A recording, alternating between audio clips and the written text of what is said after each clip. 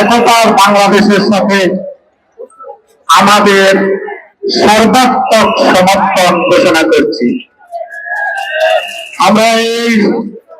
আমরা চাই সম্প্রীতির বাংলাদেশ। আমরা এমন একটা বাংলাদেশ চাই যেখানে কোন সাম্প্রদায়িক বৈষম্য থাকবে না। আপনাদেরকে একটি কথা জানিয়ে রাখি, গত 53 বছরে আমার হিন্দু সম্প্রদায়ের উপর যত নির্যাতন নিপীড়ন হয়েছে, একটি ঘটনারও বিচার হয়নি। আমরা এই বিচারহীনতা থেকে মুক্তি চাই। আপনাদেরকে আমি স্মরণ করিয়ে দিতে চাই নিকট অতীতের কথা।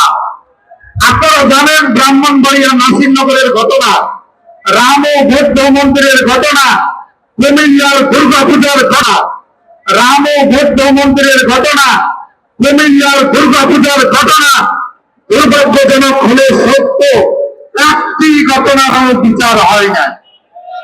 আজকের দিনে দাঁড়িয়ে একতার বাংলাদেশে সামনে দাঁড়িয়ে সম্প্রীতির বাংলাদেশ করার স্বপ্ন নিয়ে একটি কথা বলতে চাই, অতীতে যত ঘটনা হয়েছে তার নিরপেক্ষ তদন্ত চাই, দোষীদের শাস্তি চাই, দ্রুত বিচার ট্রাইব্যুনালে বিচার চাই।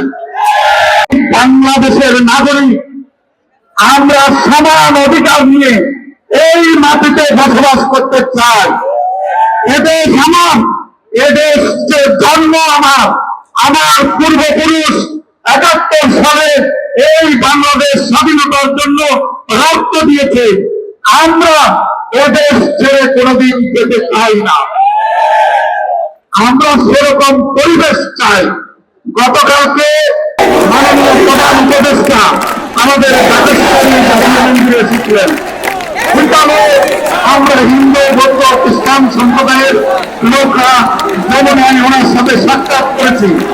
তিনি একটি কথা বলেছেন যে আমরা একটি পরিবার, আমরা সেটার বাস্তবায়ন চাই।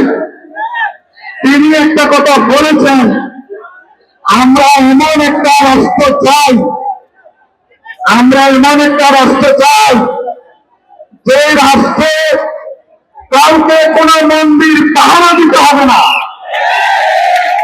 আজকে আমার মুসলমান ভাইরা আমাদের মন্দির পাহারা দিচ্ছেন। যারা পাহারা দিচ্ছেন তাদের প্রতি কৃতজ্ঞতা। আমরা পরিষ্কার বলছি, যারা আমাদের বাড়িঘর লুটপাট করেছে, যারা আমাদের মন্দির হামলা করেছে, যারা আমাদের ব্যবসা প্রতিষ্ঠানে হামলা করেছে, তারা তাদের রাজনৈতিক পরিচয় আমাদের কাছে মুখ্য নয়। তারা দুর্বৃত্ত, তারা অপরাধী, তারা দুষ্কৃতকারী। আমরা তাদের বিচার চাই।